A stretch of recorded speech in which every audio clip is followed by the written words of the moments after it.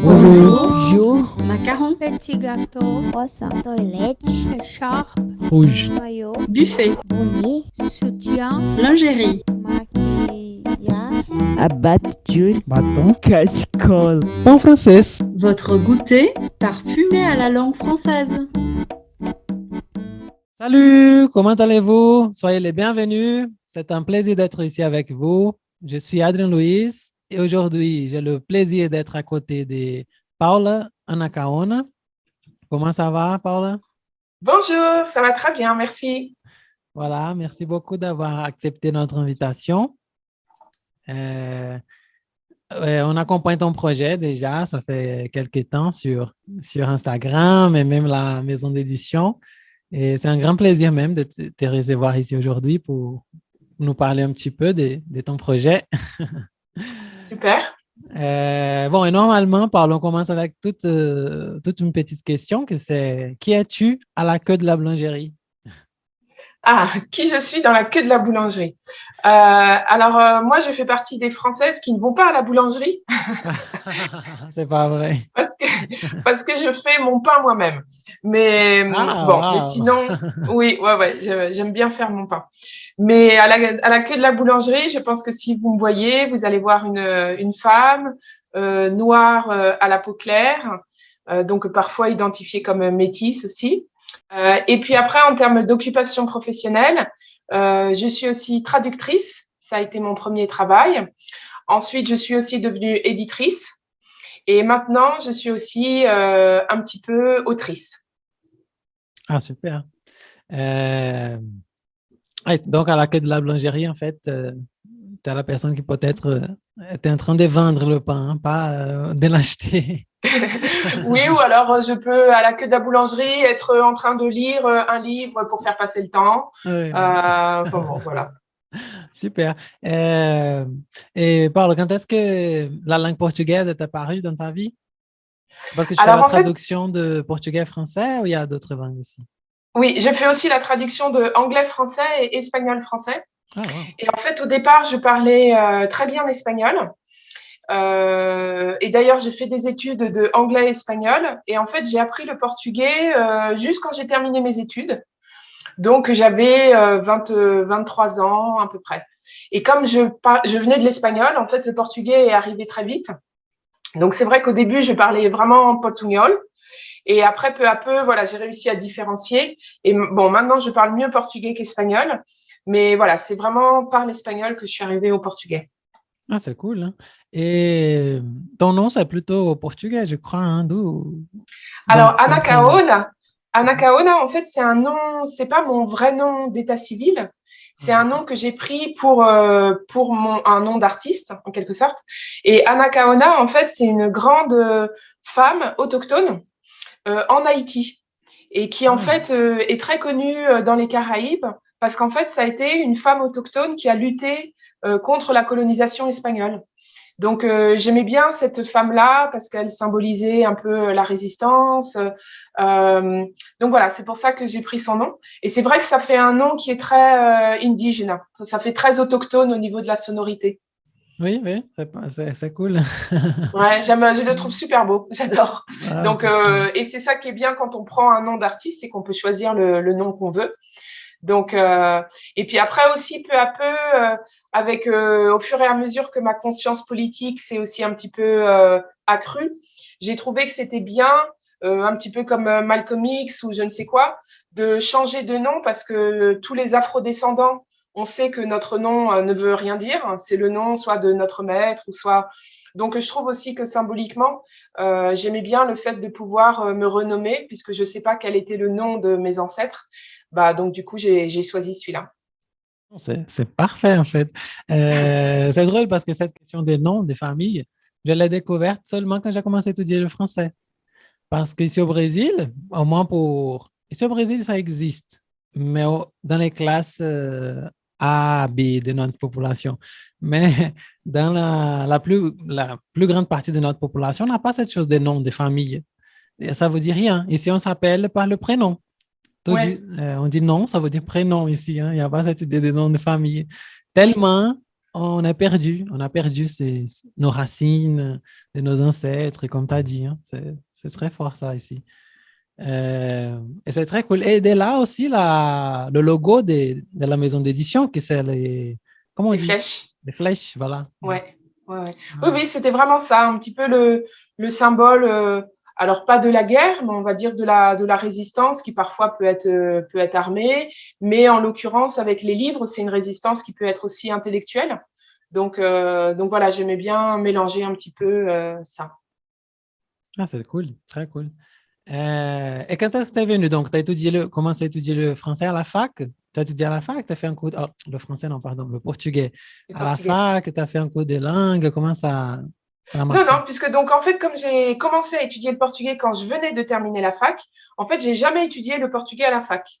J'avais étudié l'espagnol et l'anglais à la fac, mais vraiment le portugais, je l'ai appris en lisant beaucoup et en allant au Brésil. C'est vrai que j'ai eu la chance de pouvoir y aller plusieurs fois et régulièrement. Donc, c'est vraiment comme ça que j'ai appris le portugais. Et après, j'ai eu envie de créer la maison d'édition. Donc, c'était à peu près en 2009-2010 parce que je voyais qu'il y avait peu de livres brésiliens qui étaient traduits en français. Donc, je me suis dit, c'est l'occasion aussi de montrer une autre littérature que la littérature occidentale, française, etc. Donc, c'est vrai que surtout au début, j'aimais beaucoup la literatura periférica, ou literatura marginal, cette littérature de São Paulo da Quebrada. Mais je trouvais que c'était super intéressant de voir comment, en fait, des populations défavorisées, en fait, pouvaient aussi se empouvoirer, c'est empoderar.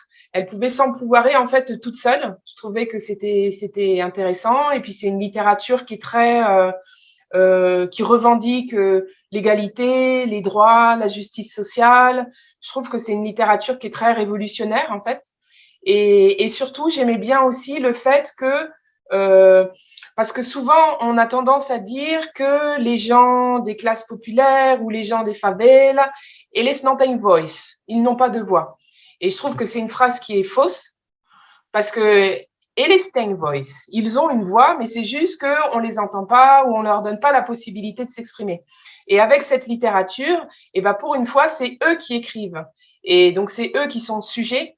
Et ce n'est pas eux, c'est pas Patricia Melo qui vient de la classe alta de Leblon qui écrit un livre sur les gens des favelas. Non, là, ce sont eux qui écrivent sur eux-mêmes. Et c'est ça que je trouvais intéressant. Oui, c'est cool, hein? C'est incroyable ça. Mais c'est drôle cette question non, de ne pas avoir d'espace pour publier des livres. Ici, là, le marché éditorial brésilien, je crois qu'il est très restreint. C'est très difficile de publier un livre, mais par contre, on entend beaucoup la voix de la banlieue ici au Brésil à travers la musique, hein, toujours. Samba, le funk, le rap, et donc ce sont des choses qu'on peut faire sans l'aide des autres hein, normalement, surtout aujourd'hui avec Internet, avec Spotify, des plateformes comme ça. Hein. Mais je pense on a besoin d'un travail sur la littérature ici au Brésil aussi, hein, parce que oui, parce que la c'est vraiment littérature, compliqué. sinon, c'est considéré vraiment comme quelque chose d'élitiste. Ouais. Et je trouve qu'il n'y a pas de raison. Et c'est surtout, c'est un peu aussi ce dont parle Jamila quand elle parle de lugar de fala. Et Ouais. des fois, j'ai aussi l'impression que le lugar de fala do favelado, eh ben, c'est la musique, le rap. Mais par Ouais. contre, la littérature, c'est pour nous. Ne viens pas dans mon espace, en fait. Et je trouve que, en fait, on a le droit d'aller dans tous les espaces, donc c'est très bien qu'ils fassent du rap, du funk, etc. Mais ils peuvent aussi écrire des livres. Et c'est un peu pareil, je trouve, parfois avec les sports. Il y a certains sports où, voilà, c'est comme si c'était réservé pour les Noirs et certains sports réservés pour les Blancs ou la classe supérieure. Et je trouve que, voilà, il n'y a pas de raison et qu'il faut réussir à casser un peu ces barrières élitistes. Oui, tout à fait. Mais je pense que ces barrières, elles sont ancrées aussi dans les structures même, par exemple. Pour publier un livre, pour se faire publier un livre, tu dois avoir une maison d'édition quand même qui est intéressée. Donc, je pense que la publication n'est pas encore démocratisée. Comme la musique s'est démocratisée grâce à Internet Et en film, c'est plus facile de filmer quelque chose en tant qu'amateur qu'il y a quelques années. Mais encore imprimer un livre, je pense que c'est encore un sacré boulot au Brésil quand même. Mais justement, en fait, avec toute la galère de la littérature marginale, justement, en fait, ils avaient réussi à mettre en place un système où, en fait, ils publiaient eux-mêmes leurs livres. En fait, ils faisaient de auto-édition. Et en fait, ils les vendaient eux-mêmes. Je me souviens que vraiment, ils les sortaient du sac à dos et ils les vendaient 5 reais, 10 reais. Je me souviens dans les sarau, par exemple, sarau da Coopérif à São Paulo ou dans d'autres sarau. En fait, il y avait pas mal d'auteurs qui vendaient leurs propres livres qu'ils avaient faits. Donc, justement, ils avaient essayé de faire des choses assez indépendantes. Ferrez, qui est un auteur important de la littérature marginale, il a créé une petite maison d'édition qui s'appelle Selo Povo, je crois. Donc, en fait, il y a eu quand même quelques tentatives pour essayer d'être un peu indépendant des grandes maisons. Voilà. En fait, c'est les trucs des sarau ici au Brésil, ça a été une explosion ça a fait le boom ici dans les banlieues, hein, parce qu'il y avait partout, c'était justement une démocratisation des rencontres, hein, on pouvait se rencontrer pour produire de la littérature orale et tout ensemble. Et ça a arrêté maintenant avec la pandémie, mais je pense que ça reprend déjà, hein. Mais Ouais, j'espère. Ouais. Bon, et quels ont été alors, on parle de ces défis, hein, faire l'édition des livres et après les publier, etc. Quels ont été les plus grands défis que tu as trouvés dans ton chemin? Je dirais que le défi, comme moi j'étais en relation avec le Brésil, en fait j'ai réussi très vite à trouver des livres. Voilà, les livres de Ferrez, les livres de Rodrigo Siri, les livres de plein de gens que je trouvais talentueux. Et je dirais que mon principal défi, ça a été ensuite de vendre les livres. Parce que tu imprimes, tu fais la diagrammation, tu imprimes, le livre arrive dans les cartons. Et ensuite, comment est-ce que tu le vends? Donc, tout à l'heure, tu parlais de Instagram, les réseaux sociaux, etc. Mais en fait, c'est pas parce que tu as des likes sur les réseaux sociaux que les gens vont acheter le livre. Et puis, ça suffit pas non plus. Donc, vraiment, moi, mon défi, ça a été de réussir à vendre ces livres auprès des Français qui, des fois, sont un peu fermés sur eux-mêmes. Surtout en ce moment en Europe, les Européens sont un peu, ils sont refermés sur eux-mêmes et ils pensent qu'il y a déjà trop de choses qui vont mal en Europe et ils n'ont pas besoin de s'occuper du reste du monde. Et donc, des fois, et pourquoi est-ce qu'ils vont s'intéresser à la favela? Je veux dire, en France aussi, dans les quartiers, il y a des problèmes. Je vais d'abord m'intéresser aux problèmes français avant de m'intéresser aux problèmes brésiliens. C'est un peu ça le problème que j'ai eu. Donc voilà, c'est ça le défi, c'est commercialiser, diffuser les livres. Oui. Et tu vends plutôt à Paris ou un peu partout en France? Comment ça se passe? Non, je pense que je vends relativement un peu partout en France. Justement aussi, moi, même si je suis basée à Paris, j'essaye de temps en temps de voyager dans les villes à Lyon, à Montpellier, à Rennes, pour essayer de rencontrer les lecteurs. Par exemple, Ferrez, quand il était venu, on avait été dans plusieurs villes. Jamila Ribeiro, quand elle est venue, on a été dans plusieurs villes. Donc, non, je pense que c'est à peu près équilibré sur le territoire. Alors déjà, parce qu'il y a aussi des Brésiliens qui sont un peu partout en France. Il y a beaucoup de Brésiliens à Toulouse, à Montpellier, à Rennes. Et puis après, des Français aussi qui ne sont pas brésiliens. Donc, je pense que c'est à peu près équilibré. Oui. Et pour le marché francophone, là, tu as déjà essayé quelque chose de vendre au Canada, des pays africains et tout? Alors, comme notamment sur mon site internet, là, le site internet, comme c'est mondial, j'envoie assez souvent des livres en Allemagne, en Belgique, en Suisse. Ça, c'est assez souvent. De temps en temps au Canada. Mais c'est vrai qu'en Afrique, je ne vends pas trop. Je pense parce que le coût du livre reviendrait beaucoup plus cher par rapport à la vie de là-bas. Et puis, je pense qu'il faut essayer aussi de ne pas vouloir conquérir le monde tout de suite. Mon objectif, c'était la France, le marché français. Il y avait déjà pas mal de travail. Donc, je me concentre sur ça. Si voilà, quelqu'un arrive de Suisse, etc., pas de problème, je le vends, mais ce n'est pas mon objectif. Oui, voilà, petit à petit. Hein. Voilà, exactement. Très bien. Et comment tu fais en fait pour choisir les textes que tu vas traduire? C'est ton goût personnel? Tu penses un peu dans le profil de tes lecteurs? Comment ça se passe? Ouais, alors c'est vrai que, bon, au tout début, c'était que mon goût personnel. Donc, c'était vraiment que les coups de foudre, la passion, etc. Après, il faut être aussi un petit peu réaliste. Donc, peu à peu, il y a des livres qui marchaient bien, il y a des livres qui marchaient pas. Donc, j'ai essayé un petit peu de tirer les leçons de ça. Donc, c'est vrai que maintenant, quand même, je pense un petit peu plus à mon lecteur en me disant, est-ce qu'ils vont aimer? Est-ce que c'est un livre qui se passe au Brésil? Est-ce qu'ils vont réussir à s'identifier? Donc, c'est vrai que je réfléchis un petit peu plus en termes commercial. Euh, euh, donc voilà, mais en tout cas, même si aujourd'hui je réfléchis un petit peu plus à la commercialisation, c'est quand même toujours des livres que j'ai adorés. Ça, j'ai encore jamais publié de livre pour l'argent ou pour je ne sais quoi. C'est toujours vraiment le coup de foudre au départ. Mais après, c'est vrai qu'il y a plein de livres que j'ai adorés, mais que malgré tout, je ne publie pas parce que je me dis, je ne vais pas réussir à le vendre, ça va être compliqué, etc.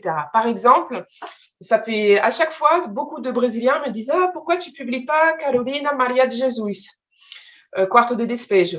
Parce que en fait, elle a été publiée dans les années 1960 en France, quand son livre, en même moment qu'au Brésil. Et après, aujourd'hui, le livre est complètement esgotado, épuisé. Et tous les Brésiliens me disent, ah, mais il faut que tu publies Carolina Maria de Jesus. Et en fait, moi, je leur dis, le problème, c'est que l'autrice, elle est morte. Donc, je ne peux pas faire de Zoom avec elle, je ne peux pas faire d'Instagram Ouais. Live. Donc, comment est-ce que je vais vendre le livre? Ça, c'est la première chose. Et après, le truc, c'est que les Brésiliens me disent ça parce que pour eux, Carolina Maria de Jesus, c'est une autrice qui est importante pour le Brésil. Mais après, est-ce que pour la France, elle est aussi importante en termes de symbole?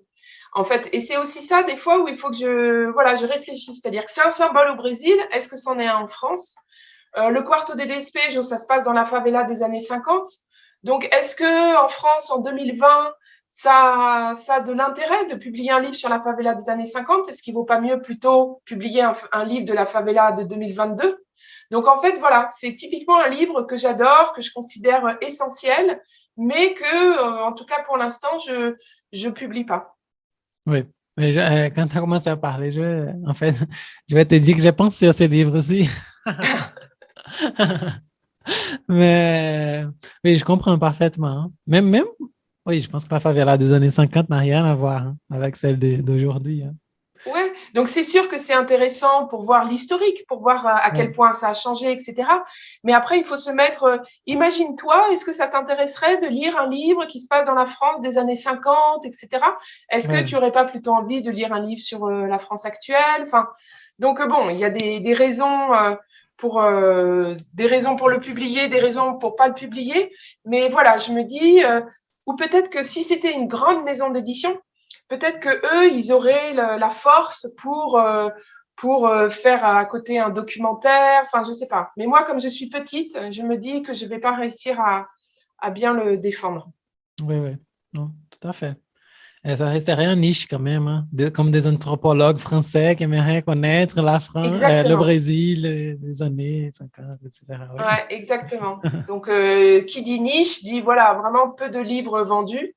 Ouais. Donc, Ouais. Et bon, j'imagine déjà l'idée de traduire Carolina, euh, j'ai oublié son, de Jesus, c'est Maria déjà, Jesus. j'imagine le boulot pour faire cette traduction, hein. Parce qu'en fait, on sait que traduire, c'est faire des choix, hein. En tant que traducteur, traductrice, on doit toujours faire des choix, des choix, des choix. Comment je vais traduire ces mots, choisir un mot pour mettre à la place du mot à la langue d'origine et tout. Et à côté de ça, il y a des mots qui sont intraduisibles même, et d'autres qui, ça marche dans une langue, mais quand on traduit, même en étant des langues cousines, quoi, euh, parfois ça ne marche pas, hein, en prenant les mêmes mots, le contexte est un peu bizarre. Comment tu fais ce type de choix quand la sonorité n'est pas bonne en français, c'est pas comme en portugais, etc. Comment tu fais en ces moments de choisir les mots pour la traduction? Alors, bon, comme moi je Ouais, suis c'est ça. traductrice, bon, je pense qu'il y a peu de choses qui sont intraduisibles. Je pense que vraiment, beaucoup de choses se traduisent simplement parce que je vais dire que les sentiments humains, qu'on soit en Chine, au Brésil, en France, l'amour, la mort, la vengeance, toutes ces choses-là. Bon, c'est avec des mots différents, mais on va dire que on peut trouver quand même des équivalences.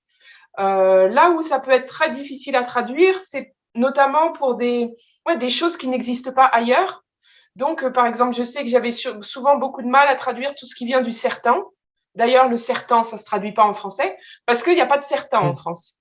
Donc, tous les chic et chic, tous les cactus, les mandacarus, les trucs comme ça, c'est vrai qu'en français, les seuls mots qu'on a, c'est les mots scientifiques en latin, des choses comme ça. Donc, c'est vrai que là, c'est assez difficile. Donc, bon, soit l'astuce, ça peut être de faire la petite note de bas de page, on laisse le mot en portugais, on fait une note. Soit on peut faire un peu une périphrase, donc on fait une phrase qui explique, qui est assez longue. Donc, il y en a toujours des petites difficultés comme ça où on va passer 2 heures sur un mot et on devient fou. Mais au final, il n'y en a pas tant que ça. Mais je dirais que c'est plus peut-être les gens qui traduisent la poésie. Et c'est vrai que moi, je ne traduis pas la poésie. Où là, en fait, il faut que ce soit court. Dans la poésie, la sonorité est quand même très importante. Et je sais, l'autre fois, j'ai vu un truc qui, au Brésil, est très fréquent. C'est cette espèce de phrase encontro et desencontro. Bon, voilà, moi, je comprends tout de suite ce que c'est. Mais en français, encontrar, c'est voilà, se trouver, se rencontrer, etc. Desencontrar, il n'y a pas de mot, en fait. Oui. Donc, typiquement, voilà, je crois que c'était vraiment le titre d'une poésie ou d'un truc comme ça, encontros y desencontros. En français, je serais obligée de faire une phrase qui ferait 10 mots, 15 mots. Donc, voilà, c'est ces petites choses comme ça où je crois que des fois, peut-être, il faut peut-être partir complètement sur une autre idée. Et essayer peut-être encontro et desencontro, je trouve ça super joli en portugais. Mais si c'est pas traduisible, bon, peut-être essayer de trouver autre chose qui sera joli en français. Enfin bon. Globalement, on arrive quand même toujours à trouver des solutions. Mais c'est vrai que ça prend du temps. C'est pour ça qu'une traduction, surtout d'un livre, en fait, moi, je mets souvent à peu près 6 mois à la faire. Et c'est pas parce que je travaille tous les jours pendant 6 mois dessus, c'est que des fois, pendant 2 semaines, je fais complètement autre chose. Et en fait, pendant ce temps, là, dans ma tête, je pense à la petite expression et tout d'un coup, je vais trouver une solution. Donc, c'est pour ça que c'est bien d'avoir un petit peu de temps pour avoir des solutions qui peuvent apparaître. Et jusqu'à aujourd'hui, c'est toi-même qui fais les traductions? Comment c'est le processus-là des traductions? Ouais, bah comme justement, à la base, je suis traductrice, c'est vrai que je traduis aussi dans la maison d'édition, déjà parce que j'aime bien traduire, ensuite parce que comme ça, c'est moins cher, j'ai pas à me payer. Et bon, de temps en temps, j'ai fait traduire par d'autres personnes. J'ai quelques livres qui ont été traduits par d'autres, mais en fait, le problème, c'est que ça coûte très cher. Donc là, je l'ai fait parce que c'était des traducteurs qui m'avaient proposé un livre ou des choses comme ça. Mais c'est vrai qu'en général, j'essaye de le faire moi-même. Voilà. Et par goût et aussi par question financière. Oui, ah, parfait. Oui, c'est vrai que, parce que parfois je pense qu'en portugais, on invente beaucoup de mots. Je ne sais pas si tu, Ouais. tu vois ça. Oui, Je et pense qu'en français, on invente un peu moins peut-être. Ouais, bah, c'est que le portugais est une langue, en fait, voilà, très élastique, un petit peu.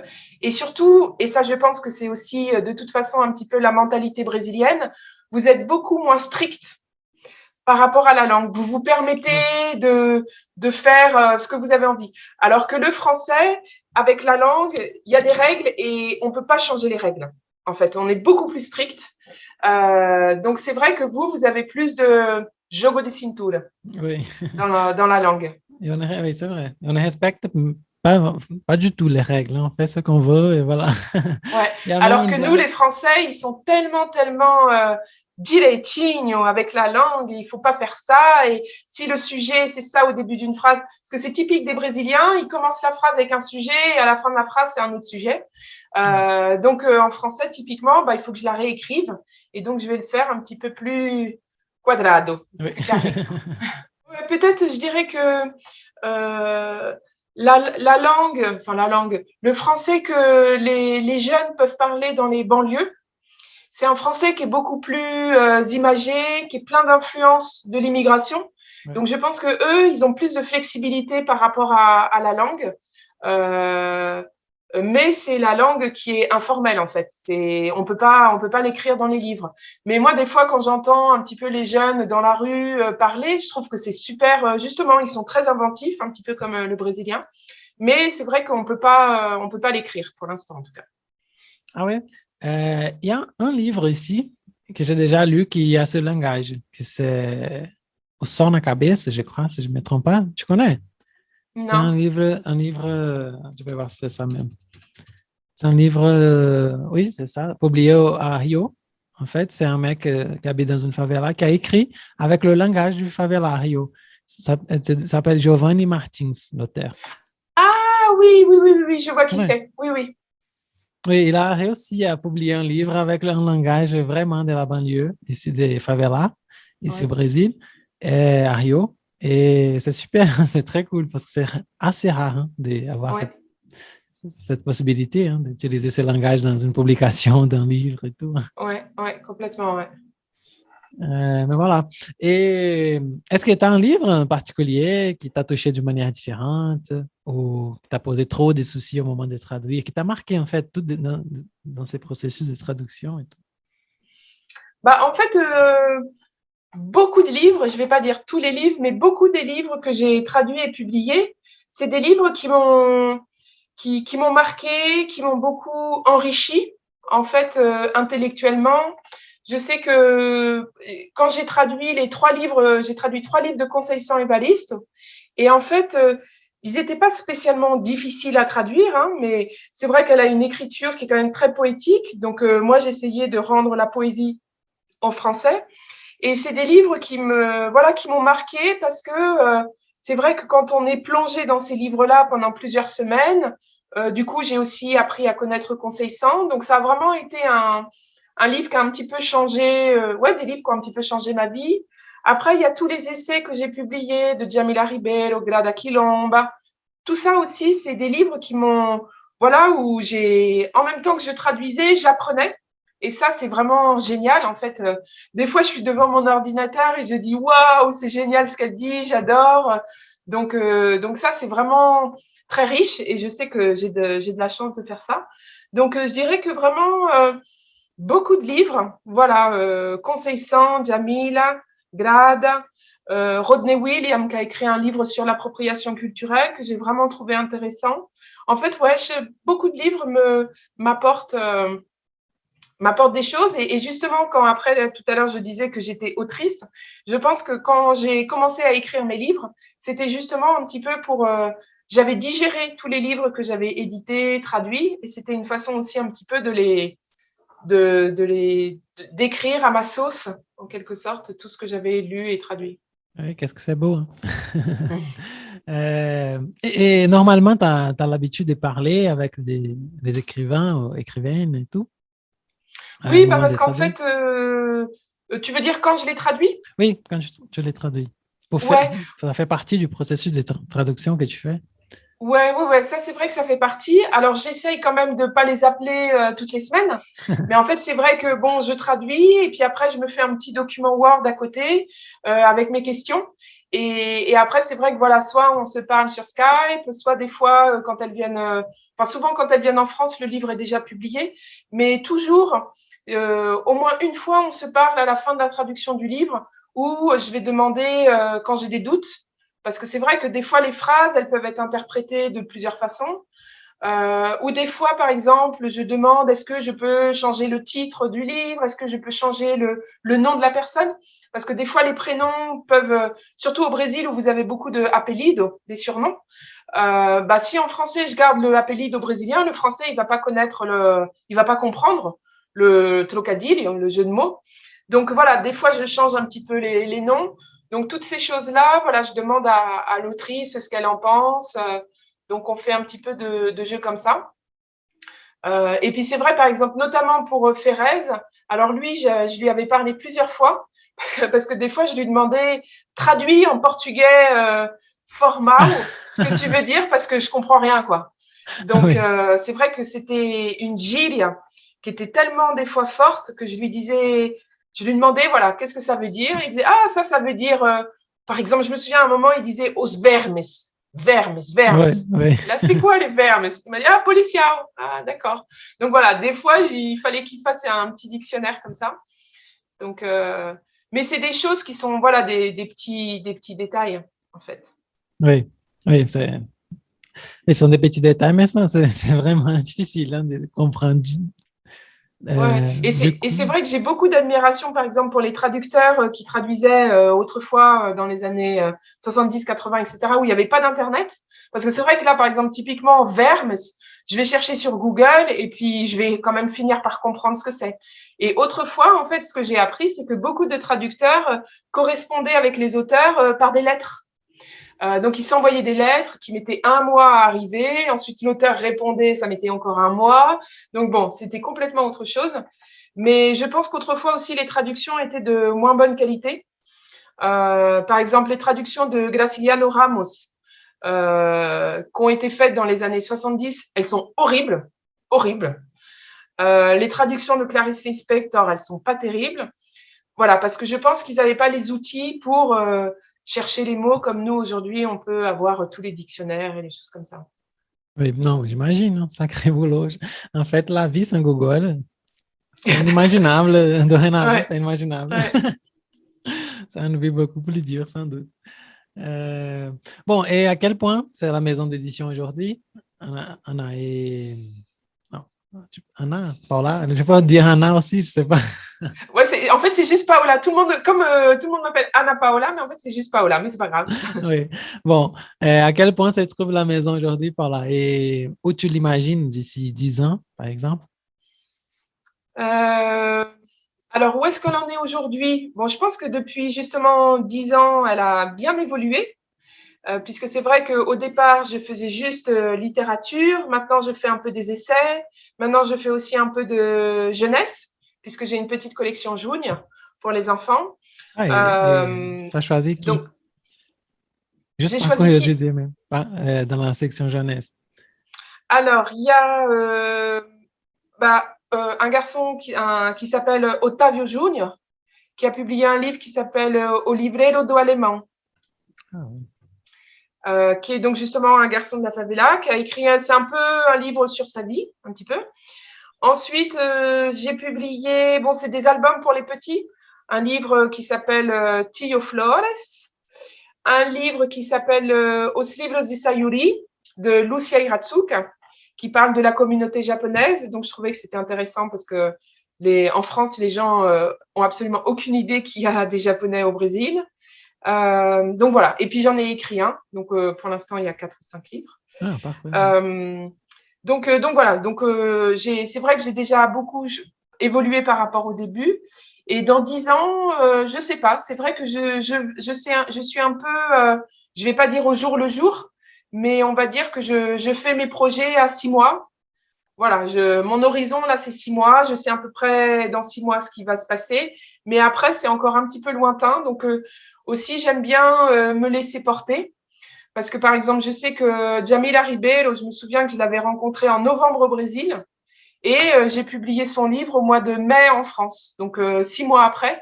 Donc, comme ça me donne un petit peu une flexibilité. Si demain, je rencontre une autrice brésilienne super, bon, bah, hop, je peux la publier pour le mois de septembre ou décembre. Donc, voilà. Ce que j'espère, c'est que j'existerai encore dans 10 ans. Parce que c'est vrai que c'est quand même toujours un peu... bon, je me paye vraiment pas beaucoup. Donc, bon, c'est quand même toujours la lutte. Donc, j'espère que dans 10 ans, ça existera encore. Mais bon, on ne sait jamais, on verra bien. Mais voilà, on va dire que mon objectif dans 10 ans, c'est d'être toujours là. Ah, On va dire que parfait. c'est ça. C'est déjà bon, hein? Ouais, C'est voilà. déjà Ouais. parfait.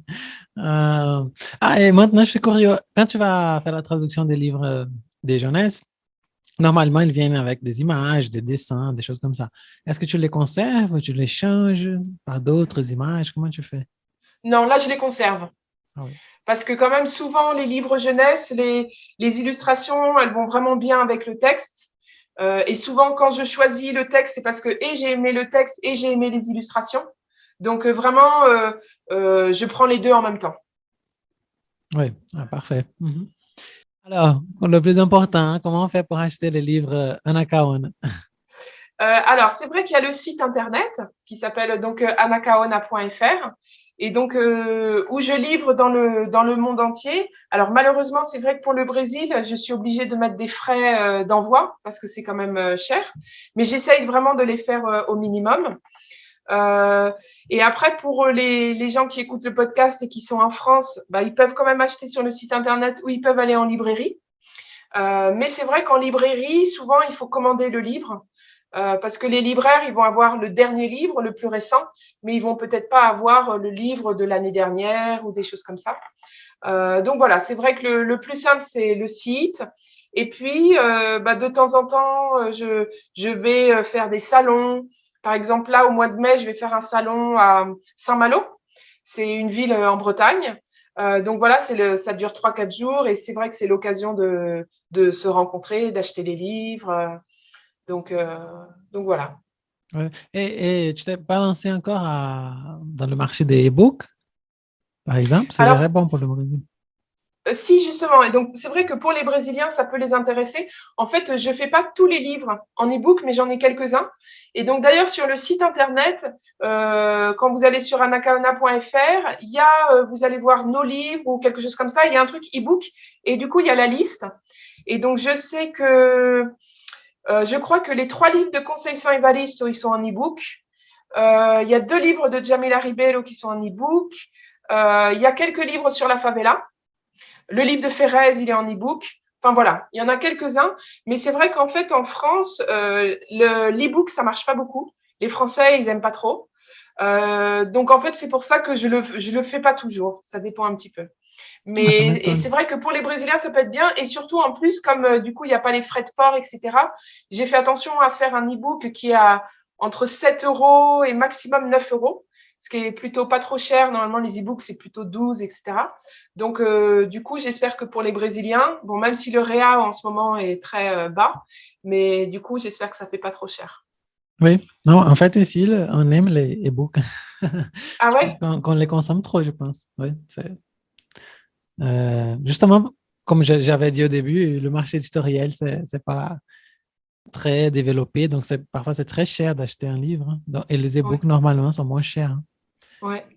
Mais ça Du coup, aussi, je pense que c'est lié au fait que comme vous avez un territoire très grand, par exemple, je ne sais pas si tu habites dans la Paraïbe, bah, bon, c'est compliqué d'avoir une librairie en fait. Donc l'e-book, c'est aussi une solution pour lire des livres. Alors qu'en France, on a tellement de librairies que même si tu habites bon, dans une petite ville, voilà, à 20 km, il y a quand même toujours souvent en tout cas, une librairie. Donc c'est peut-être pour ça aussi que l'e-book chez nous marche moins. Je sais pas. oui, c'est vrai, oui, peut-être. Quand je fais mes études en France, j'achetais des livres à 50 centimes. Je disais, quoi? Qu'est-ce qui se passe? Je vais acheter un livre à 50 centimes, un livre d'occasion, bien sûr, hein. Ouais. Mais c'était incroyable. Ouais, par exemple, la Giberjeune ou des choses Oui, comme c'était ça? à Ouais. Gibraltar même. Et à Ouais. côté, en fait, il y a un autre qui a des livres partout comme ça. Ah, j'ai oublié le nom. Mais c'est dans la même rue, à côté des Gilbert Jaune. Ouais. Il y a Mais des... bon, au Brésil aussi, il y a les Sebo où Oui, on peut acheter exactement. d'occasion. Oui, Mais c'est vrai que bon, il y en a moins qu'en France, c'est sûr. oui. Bon, voilà. Bon, est-ce qu'il y a une question que je ne t'ai pas posée, mais que tu penses, ou quelque chose, quelques commentaires que tu penses important de faire et que je n'ai pas demandé? Quelque chose Et comme ben, ça? je viens d'y penser. En fait, j'ai appris il y a un mois que en fait un des livres que j'ai écrit, il va être publié au Brésil par la maison d'édition Jandaír. Ah, super. Et donc normalement, il va sortir pour la fin de l'année. Donc peut-être septembre, octobre 2022, et qui est justement le livre que j'ai écrit sur Anacaona. Donc comme ça, voilà, ceux qui sont intéressés par cette leader indigène, eh ben, ils pourront découvrir sa vie, où elle a une vie vraiment intéressante. Et surtout, comme donc c'était vraiment en 1492. Moi, ce qui me plaît vraiment dans cette trajectoire, c'est que ça a été la première, en fait. C'est-à-dire que même après toutes les autres femmes, Dandara, etc., bon, c'est un petit peu des héritières de Anacaona, qui a été en 1492 la première à voir arriver les Espagnols. Donc, je suis super contente que ça soit publié au Brésil, même si c'est une histoire qui se passe en Haïti. Moi, j'espère que les Brésiliens, ils s'intéresseront, mais je crois que c'est les mêmes mécanismes, en fait, hein. Que ce soit en 1492 en Haïti ou en 1500 à Bahia, c'est les mêmes mécanismes de domination, etc. Donc voilà. Ah, c'est super, hein? J'ai hâte de le voir déjà. Il sera en portugais ou en français? Oui, justement. En fait, c'est une traduction. Ils vont traduire mon livre que j'ai écrit en français. Donc là, ils ont commencé à le traduire. Je ne sais pas quel titre ils vont donner. Est-ce qu'ils vont laisser le même titre ou faire un titre différent? On verra. Mais ouais, donc ce sera vraiment pour le public brésilien. Ah, et alors, comment je te sens en tant que traductrice traduite? Eh ben, j'attends de voir le livre. Déjà, je lui ai dit, bon, j'espère que je vais pas être chatte, Oui, les pauvres. mais je vais quand même relire la traduction, etc. Voilà, pour l'instant, je l'ai pas encore vu, donc on verra bien. Oui, les pauvres. C'est toujours comme ça, un professeur qui va faire des cours, un médecin qui va aller au médecin. C'est toujours un petit conflit là. Ouais, mais j'espère que je vais être sympathique. Oui, voilà, c'est cool, hein? Bon, malheureusement, on arrive à la fin. J'adore notre conversation, hein, c'est très bon. Bah, moi aussi, merci beaucoup, c'était très sympa. Et normalement, on pose une toute dernière question, que c'est, Paul, qu'est-ce qui va avec ton pain aujourd'hui, hein? Comment tu vas farcir notre pain français?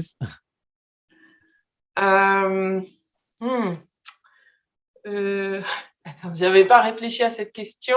Oui, c'est des indications même, hein, des films, lectures, podcasts, ce que tu aimes, musique. Bah, c'est vrai qu'en ce moment, comme je suis en train d'écrire mon nouveau livre, en fait, je suis en train justement de beaucoup me renseigner parce qu'en fait, avant d'écrire un livre, toujours je lis beaucoup pour en savoir plus sur l'époque, etc. Et donc là, en fait, c'est l'histoire d'une femme noire qui était dans le Parti communiste brésilien et qui, en fait, a connu pas mal de racisme au sein du Parti communiste parce que c'est vrai que souvent, les partis de gauche, ils avaient tendance à toujours penser à la lutte des classes et ils oubliaient un petit peu la question raciale. Donc voilà, je suis en train de lire un peu autour de ça. Mais c'est vrai que, est-ce que ce serait un livre ou alors quel livre j'ai lu récemment? Je pense que ça, c'est un thème très présent au Brésil aujourd'hui, hein, c'est le thème de la gauche blanche brésilienne. Ouais, Ouais, voilà. Donc, en fait, j'ai lu des choses sur ça, mais ce n'était pas vraiment des livres, c'était un peu des choses sur Internet, des articles universitaires. Donc, voilà, c'est des lectures un petit peu utilitaires, pas toujours des lectures plaisir, mais qui me permettent un petit peu de comprendre comment ça fonctionnait. Ah, voilà, parfait. Ouais. Bon, déjà, merci beaucoup même d'avoir accepté notre invitation. Ça a été très bon de t'écouter. C'est un très beau projet. Merci, en fait, de le faire, hein. Je vois que tu as une préoccupation de chercher des écrivains plutôt noirs, des banlieues qui n'ont pas, comme tu as dit, n'ont pas vraiment de voix et donner cette voix ailleurs, hein, encore pour nous, c'est un travail très important. Merci même. Eh ben, merci à vous. Et puis, j'espère que le Brésil va continuer à produire des écrivains de talent, en fait, parce que vraiment, pendant toutes les années Lula, etc., il y avait une explosion de talent. Et j'espère que là, avec Bolsonaro et la pandémie, les gens vont continuer à produire de l'art et produire de la culture, parce que c'est vraiment nécessaire. Donc, voilà, continuez. Et puis, moi, dans ma petite mesure, j'essaye de faire connaître ces gens-là en France. Voilà. Ah, parfait. Bon, pour ceux qui nous ont accompagnés jusqu'ici, merci beaucoup de nous avoir écoutés. Comme d'habitude, on aura des contenus exclusifs sur notre Instagram, @ponfrancespodcast. Et on va taguer Paula et vous pouvez la suivre et accompagner son travail. Allez sur le site aussi, Anacaona Édition. Et voilà. Bon, eh bien, à bientôt et puis merci encore. Voilà, merci, ciao. Salut. À bientôt. Bonne journée. Bonne soirée. Et oui. Ciao. À la prochaine.